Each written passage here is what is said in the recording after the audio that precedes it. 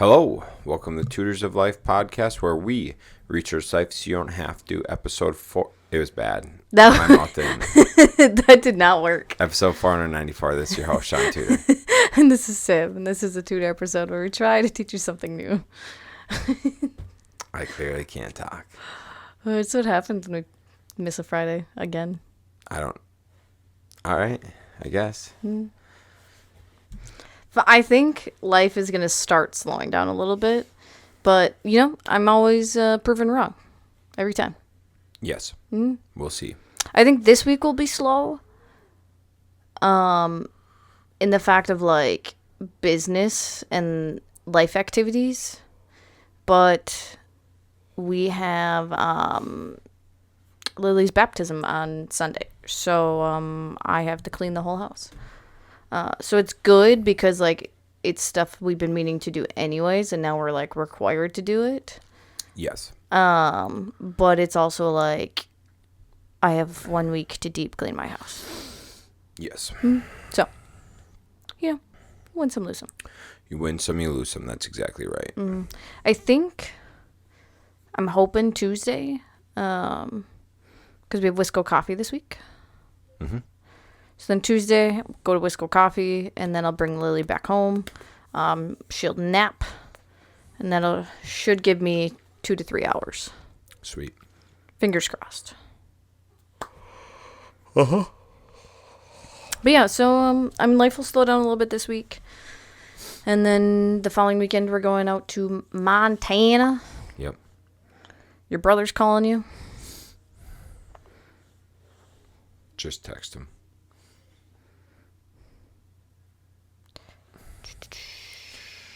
What else you got? And then the following week after that, we may go to a Brewers Twins game. Or I may go to a Brewers Twins game. And then what else we got? There's something the following weekend then. Oh, there's 2 options. One is golf in Ashland. The other one is the Pastures last weekend. Right, that's right. So, yeah. Are you choosing golf? I didn't say that, dude. I did not say that. I'm just saying there's 2 options. Those are the options. Has golf already been paid for? I think so. Oh, give me my phone. Actually, I think I owe Craig money. I think I got to pay him. So, is it Saturday, Sunday is the tournament? I think so. I think so. Yeah. I don't know. Okay, I paid him. Oh, okay. So if we don't do it, then Kyle.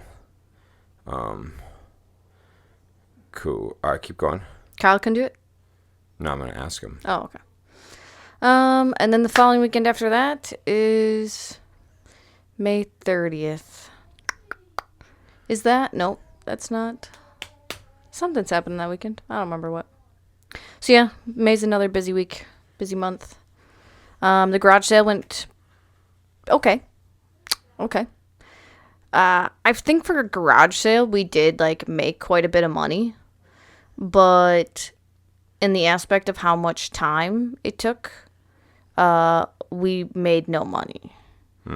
Because we spent Saturday and Sunday, both nap times, cleaning our garage. So that was 6 hours. And then Monday, Tuesday, setting up the garage sale. Only was it only a couple hours on Monday? And then 8 hours on Tuesday. And then Wednesday, we started the garage sale early because the forecast said rain for Thursday. So we started Wednesday. Thank God we started at Wednesday because we actually did a quarter of our sales on Wednesday. And then we just kept setting stuff up and pricing stuff as people were coming through. So, but yeah, and then had that Wednesday, Thursday, Friday, and a half day on Saturday. And then we just kind of putzed around, cleaning up things, moving stuff around yesterday afternoon. So, yeah, it's been, this was a busy week. Very busy week for a very mediocre return. It's just so sad because, like, we did it because we didn't want to see these things go into the trash.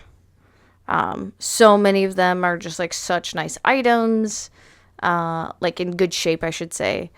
And we're like, well, if we do it at a garage sale, then, like, people who truly want it could get it for, like, half or quarter of the price as they would at Goodwill or Savers, wherever we donate and that's the them thing. to. We had a ton of, like, we had 3 families give us baby toys and shit.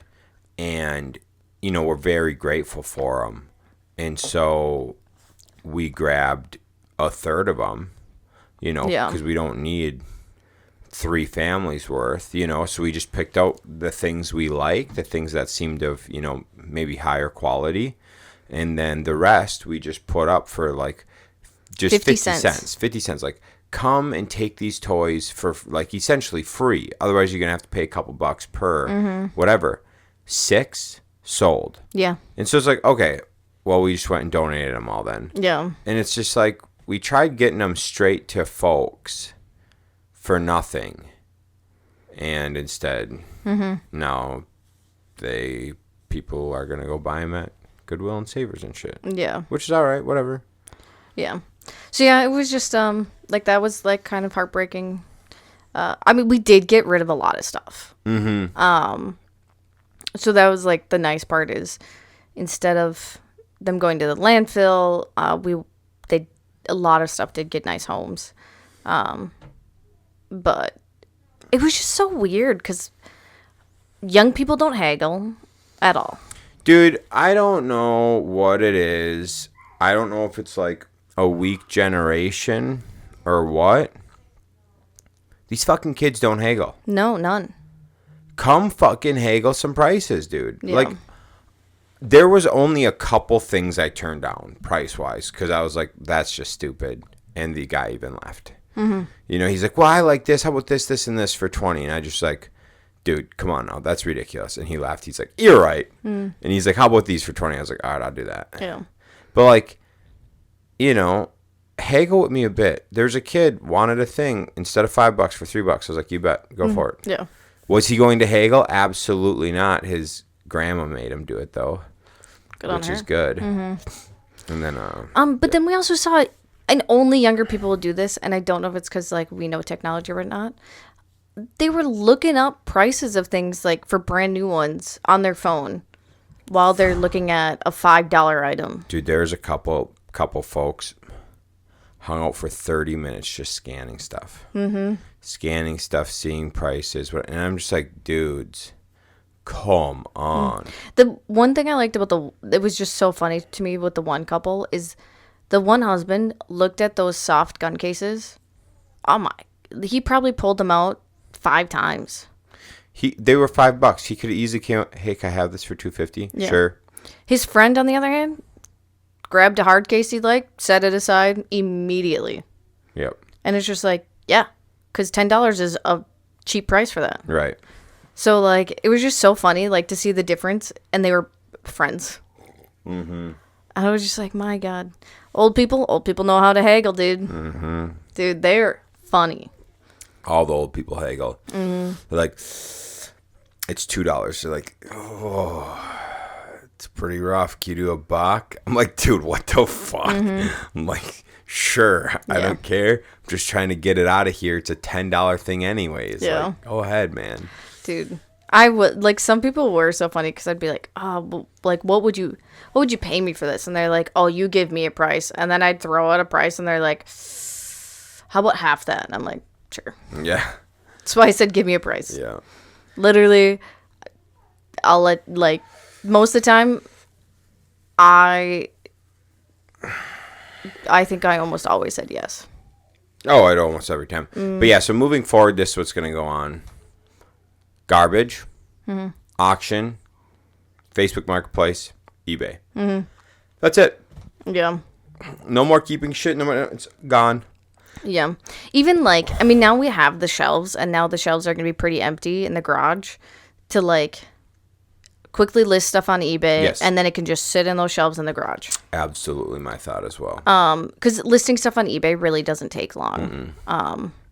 So now we know And it was a good learning lesson. I mean, we broke even, so it wasn't like we lost money on this. We just know now never to do it again.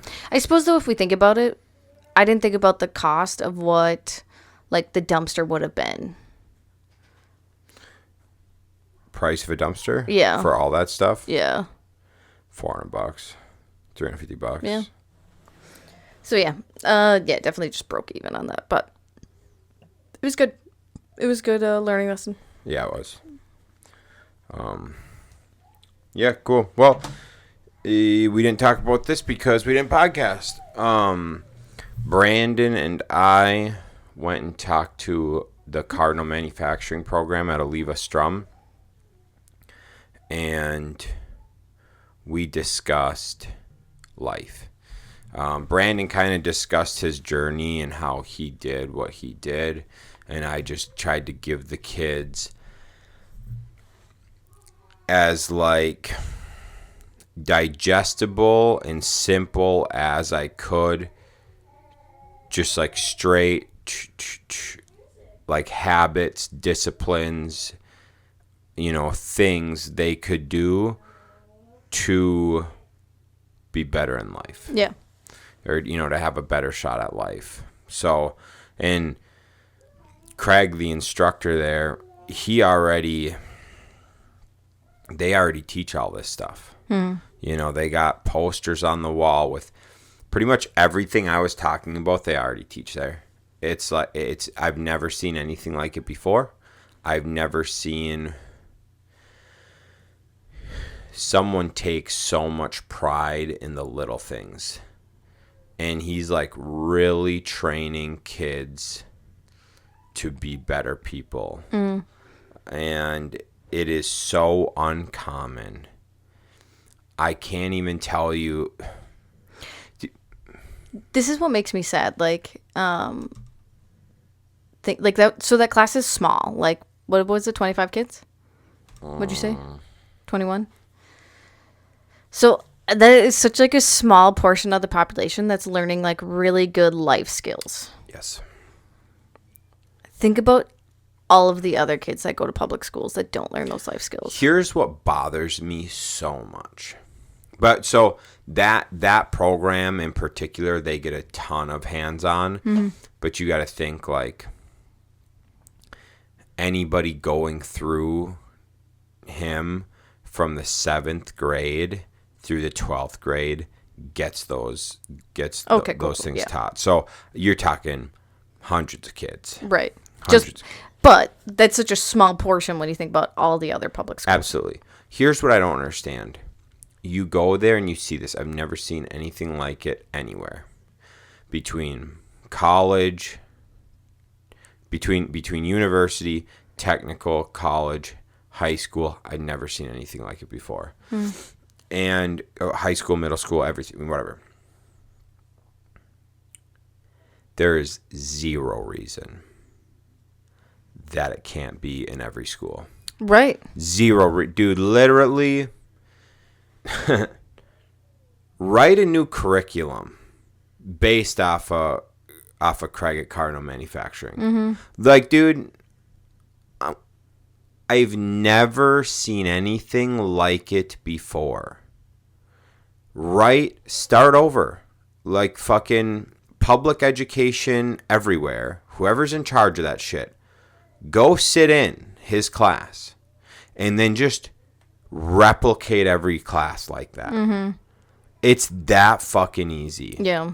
Get some quality teachers like him to teach that shit. You would have to go through the same process of training teachers properly to train kids properly. There's no reason you can't put kids in classes taught by guys like Craig to teach them those things, to go teach kids those things. Right, yeah. Zero reason.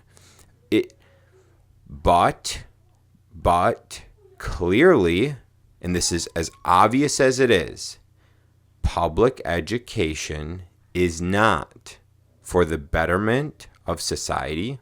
It is not to prepare kids for the real world. It's not to produce higher quality people. Public education is for indoctrination and to get kids out of the home and away from their family. Otherwise, and this is where people are going to push back, no.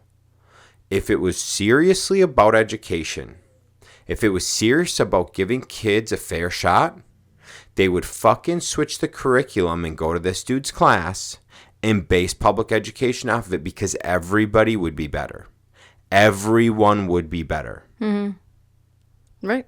So, like, it's just bullshit. So it's clearly that public education is not out for the best of the kids. Well, I mean... And the country. Right. I mean, obviously it's not anyways, because as we've seen with the death of recess, they're doing the opposite of what actually betters kids. The amount of administration staff has gone up, what was it, 90%? Yeah, something like that. So there's so much more administration that doesn't need to be there. Right. And instead we're paying all those people to not do anything instead of paying teachers more. Exactly. And so now we're getting all the good teachers are retiring because they're like, this is dumb. Why am I here? Yep. Who was telling me that they work? Oh, Diana. She wasn't telling me, but Mike was telling us about how, like, as a principal, like, she said she has to babysit the teachers. 100%. Because it's a whole bunch of young 20-year-olds. Exactly. And they all have so much drama. Exactly. And it's just like, oh. And we were just looking at yearbooks from the 1960s. All of these teachers are probably in their 40s, 50s. Yeah, do you know why?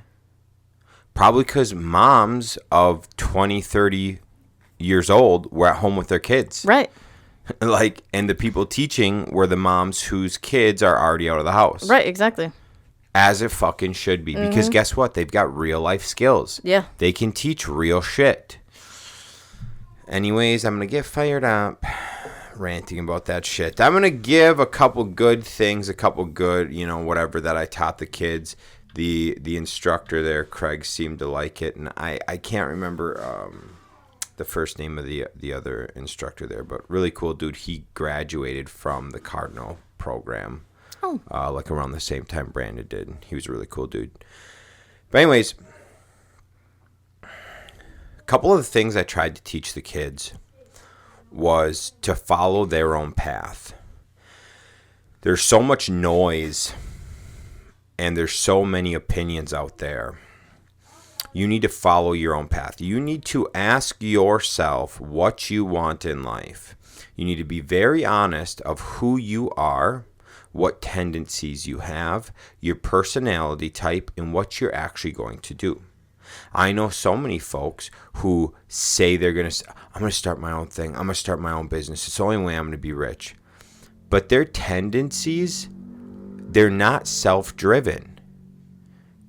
So they never start. Or when they do start, they fail and fail and fail and fail. And it's like, yeah, you're not a self-starter.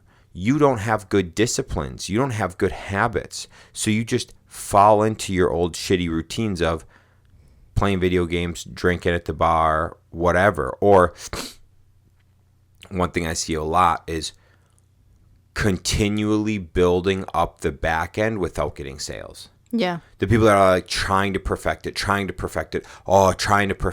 It's like, no, buddy. Get sales, perfect as you go. Yeah. And so the first thing I tried to, get across to them is follow your own path. Don't listen to people who do not know your full situation and who are not where you want to be or in a similar place of where you want to be. So don't take advice from maybe your uncle or aunts or family or, so-and-so's dad or whatever because, about where you want to go if they aren't where you are. Mm-hmm. That's just stupid because now you're taking advice from someone that's never done it. Right. So be very careful who you listen to. And then the caveat to that is say the person is in a situation or similar spot of where you want to be. Make sure they understand your full situation before taking their advice. Because if they do not know what you want and what you're dealing with, they may just be like, oh, we'll do this. But it doesn't align with actually what you want. And you go, oh, well, they're where I want to be, so I'm going to just do that. And it fucks everything up. We've done it before. You've got to be very careful that they fully understand what you want, to fully understand your situation, and they are where you want to be or in a similar spot of where you want to be. One great example of this is people who are like, well, I want to own my own business, but I don't want to manage employees.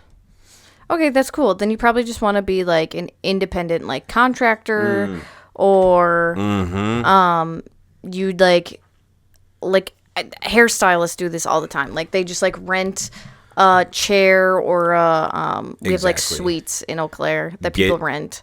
Exactly. And it's just like, yeah, that's smart. Like you can be your own boss, run your own business. Get yourself a bookkeeper so you don't have to worry about that part. Yeah, and then just have it be you. And you can partner with like a booking firm or AI or VA agency, so you don't have to have someone under you. They can just help you with like the little bit of back end website building shit like that. Yeah. But so many times, like, I don't like hairstylists. It's just a very big thing here. Like any like spa related stuff. People just get the like notion of like, well, if I want to in order to own my own business, I have to have employees. And it's just like, no, like you really don't need to. Like you can be your own person. You can be self-employed, and that's totally fine. You got to know that. 100%. And then you're in control of how much money you make because it's 100% based on what you do. Exactly. And that's okay. And that like if that's what you want, do it. Go for it. But there's just some reason there's like a notion in that type of world that you have to have people under you to be good. Be a business. Yeah, be a business. So yeah, like just small stuff like that. Like make sure you sit down and you really think about like what you want to do forever or at least the next decade and like how big you want to make it. That's been one of the biggest discussions we've had, the three of us for Tutor Transformation is how big we want to make the business. Right. Because ultimately, like,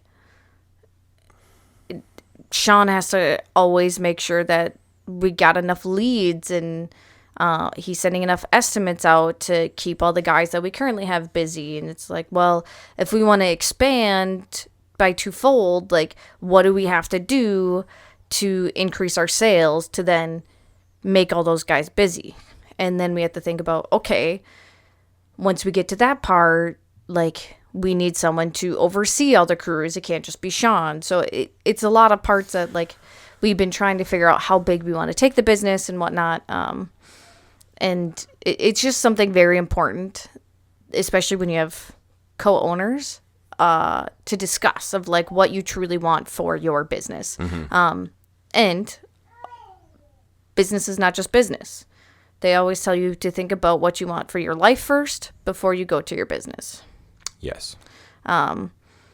So the three of us, when we started this 3 years ago, Shaun and I always, like we talk about all the time, we always do our vision.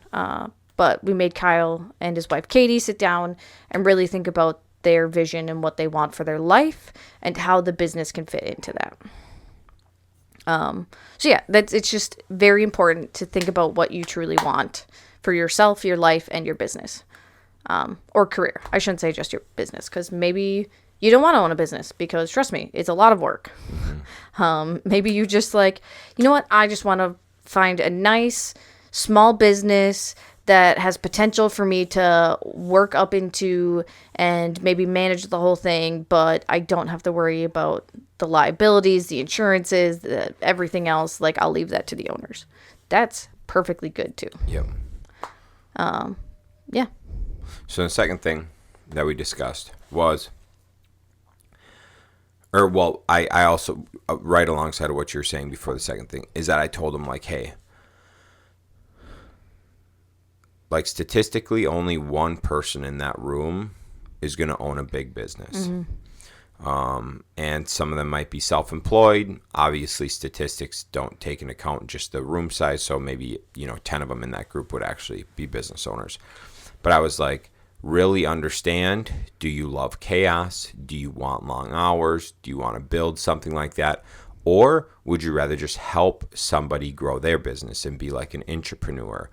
And I actually got some questions at the end because kids were wondering, like, hey, we like simple. We like enjoying our life. How do I just bring the most value so I can keep moving up in a company? And Brandon and I both gave them some ideas on that. And so, like, we discussed that whole thing. Like, do what you believe, not what everybody or not what people around you are preaching. The next thing I talked about was thinking long term, thinking like 50-year picture. Do things now that is going to set you up for 50 years from now when you could be retiring. Make sure you're not jeopardizing your reputation, your values, your morals, because by jeopardizing those things, you can tarnish your name. And so you might be able to do some slimy things in the next 10 years to really make some quick money and like skirt ahead of others. I said, but then what are you doing? You're handicapping yourself for the following 40 years. So I was like, think 50 years. Your next 10 years, you might be better off than everyone else in the room. Then your following 40 years after that, you're going to struggle harder than everybody else in this room because you tarnish your reputation. And so my second lesson, or my second thing was, hey, fucking live by your values and do the right thing. Yeah. Especially in the construction world, we see it all the time. People cutting corners, cutting joists out of a floor because the drain was in the wrong spot. And it's just one of those things, like, now, like, trying to come back from a bad name sometimes is impossible, to be honest. Even being associated with people with a bad name. There's a company in Eau Claire that has a ton of lawsuits against it now. And there is a company that either the owner, like, had partial ownership of at one point, or just somehow was, like, kind of connected to this other business. And now that one is, like, in the drains because everyone associated that business with this other one. And so it really is very, very important to make sure you're not being a shitty person. Right. Because once you kind of get that name, it's a very big uphill battle to come back from that. So yeah, always do the right thing. Accept defeat when you have to. And yeah. Yep. So we talked about that. Alongside of it, talked about the sum of the 5 people you spend the most time with. So be careful who you're surrounding yourself with, because they can really drag you down. And then be careful keeping up with the Joneses. Yeah. That's not necessarily the thing you want to be doing. I discussed paying yourself first. So no matter what, I wrote down the richest man in Babylon for him. And I said, always pay yourself first. Whether that's 10, 20% right off the bat, every paycheck goes straight into a different account for saving and investing. You don't even get to mess with it. You never live on it. It only exists for bettering your future, saving and investing. And so we talked about, the whole pay yourself first method and living below your means. Yeah, it's those are probably the two biggest things I would say we see in our like acquaintance world. So many people when they flip houses, they don't keep track of their time, and they're like, "Oh, I made $40,000." Okay, well, how many hours did you put into it? 400. Right. Okay, so Like, that's a pretty good return. They made $100 an hour. yeah, Most of the time, it's 800. yeah, You made $50 an hour. That sounds awesome, but you got to pay taxes on that and shit. And so, was it awesome? I don't know. right. So it's always so important to keep track of that and to obviously, sorry, living within your means.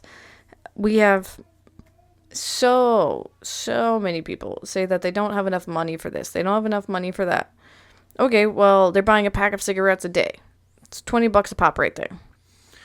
Right. Well, pack Okay, of cigarettes, $10. $10 a pack right there. And then a coffee or whatever. Right.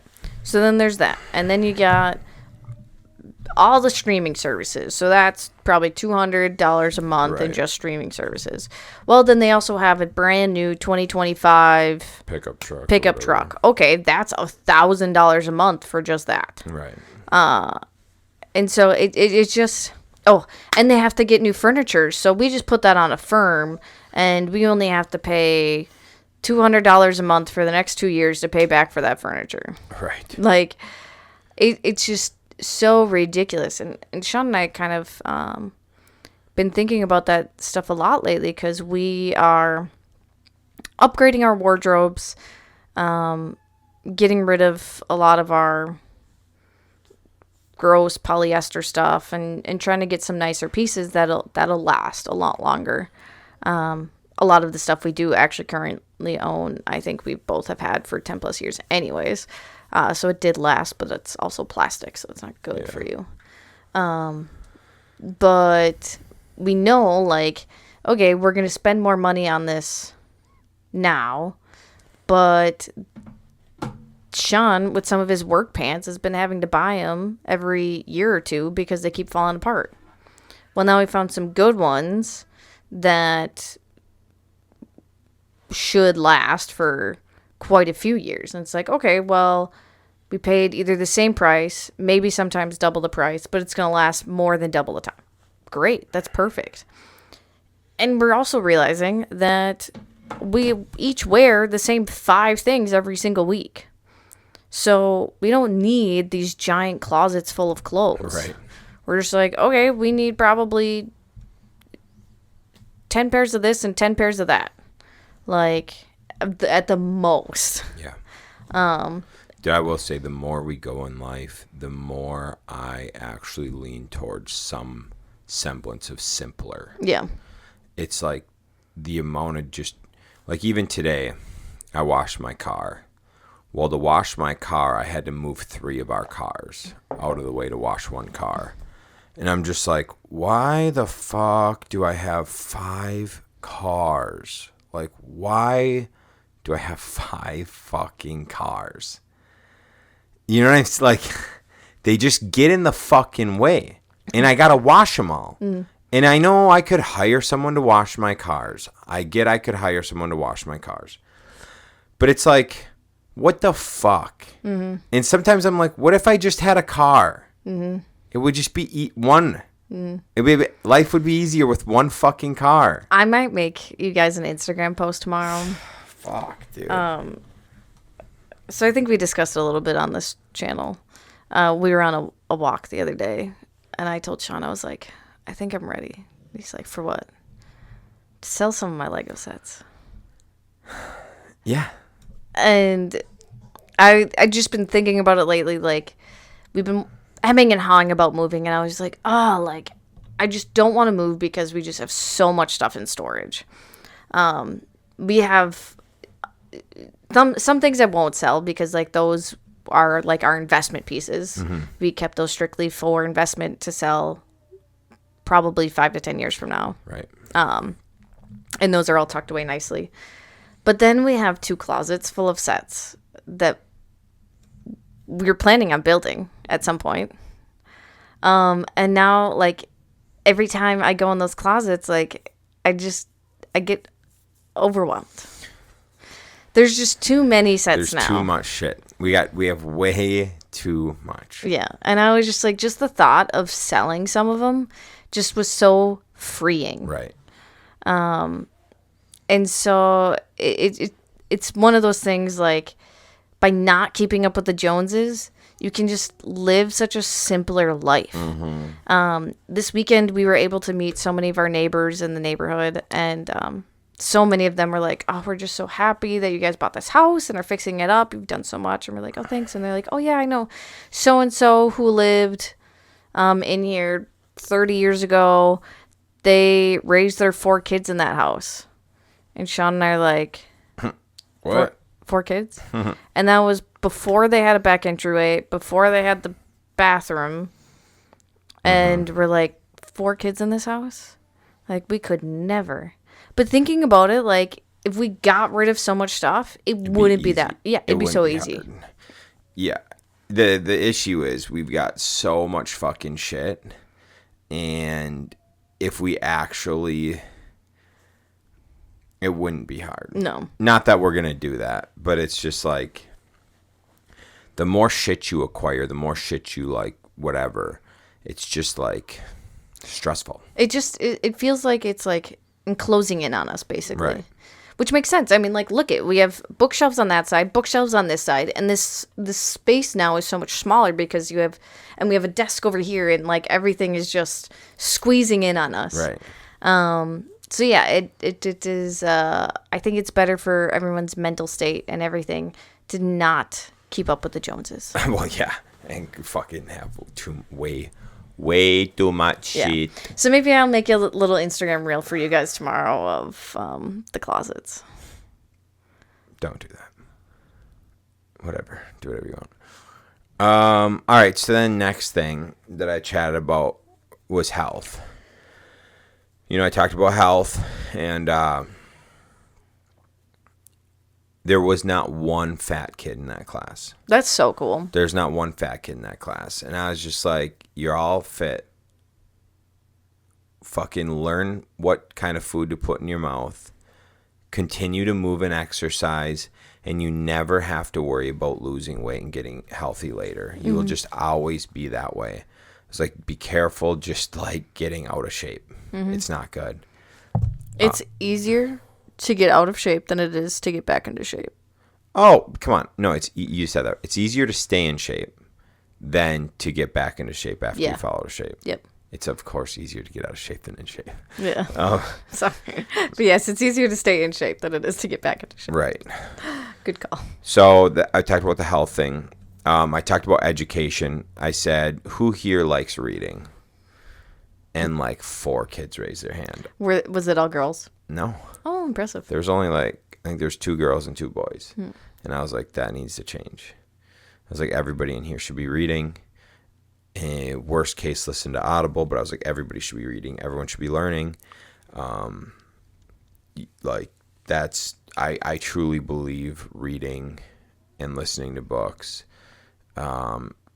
podcasts, all of it, you'll just learn and speed up so much, you know, compared to others. Yeah. So I really, you know, honed on like fucking continuing your education forever. Don't ever stop learning. Always try to like learn the next role that you're interested in and start doing that role.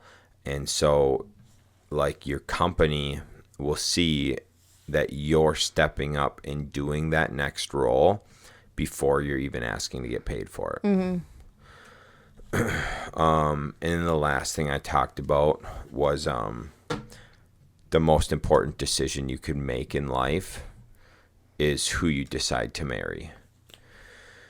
And the instructors seemed to really like that. Yeah. Because I was just like, you know, everything I talked about, because I left that for like the end.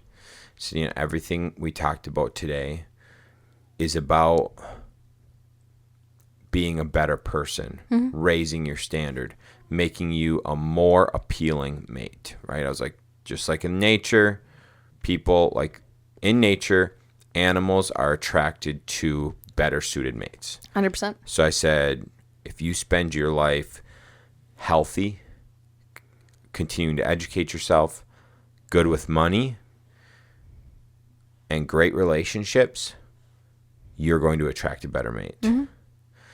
And I said, your partner is either going to be your biggest cheerleader or your biggest hindrance. So, and they're entitled to 50% of your shit. Yeah. So I was like, that is your most important decision you can make. Start making yourself the best version so that you can attract the best mate. And that was pretty much the main things I spoke on. And I really hope that I made him write that shit down. That's awesome. I was like, write this down, dude. Most important thing you can do. No one's taught that. Besides, I mean, Craig's class has taught that, right? Right. But no one's taught that shit? No. I mean, like, we've heard a couple, like, big entrepreneur people say that that's, like, a huge thing. But it's so rare that you still hear those things from those people. Because, like, they only bring it up if it's, like, something asked. Because what was it in the Millionaire Mind? That, like, only, like, 85% of them have divorces or something? Or not, 85% of them, 15% have divorces, sorry. It was pretty small, wasn't it? It's a big-ass book. Where is it at? The Millionaire Mind, right? Mind, yeah. Yeah. It was pretty small. Over 70% were married. Yeah. I can't remember exactly, but I remember it was over 70% were married. Yep. So. Yeah. I mean, it is a huge, huge part. Like, Shaun would have really struggled when he started his business if we weren't together. Yeah. Big time. I was there, supported him, gave him some resources, aka my mother. Let me live with you. Yeah. Shaun had to move in with me. I pretty much supported Shaun. Made him go to Asia with me. Spent his most of the money you made that year to go to Asia. All of it. Yeah. Like, I spent all of it. But yeah, I mean, it was a huge thing. And I think at the time there was only, me and Kyle that kind of were really... Yeah, there was not many people supporting. Yeah. So yeah, it is a huge thing. And Shaun has really kind of brought out my skills in me that I didn't know I had. I don't even know if he actually knew that I had them until he pushed me to do it. No. But it is nice. And it's really funny. I do think if I wouldn't have found Shaun when I did, I probably would have been just a raging alcoholic. There's a good likelihood. Yeah. So it was very good. I know people say, like, as for spouses, or people you're dating, like, you don't want people that want to change you and blah, blah, blah. And it's just like, well, there's difference from trying to change someone and trying to better someone. Shaun was trying to better me and really helped me recover, I guess. And now we're at the stage where I'm just like, I don't really feel like drinking.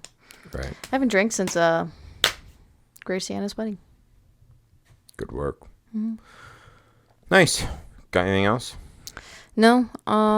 Just always work on yourself. Always try to improve yourself, your life, the people around you. If you have anybody toxic or negativity in your life, kind of try and keep them at an arm's length away. Because the more that leaches in, the worse it gets. Right. And yeah, keep going up. Sweet. That's what we got for you, folks. Hope you learned something. Hope this helps you, and we'll catch you on the next one. See ya.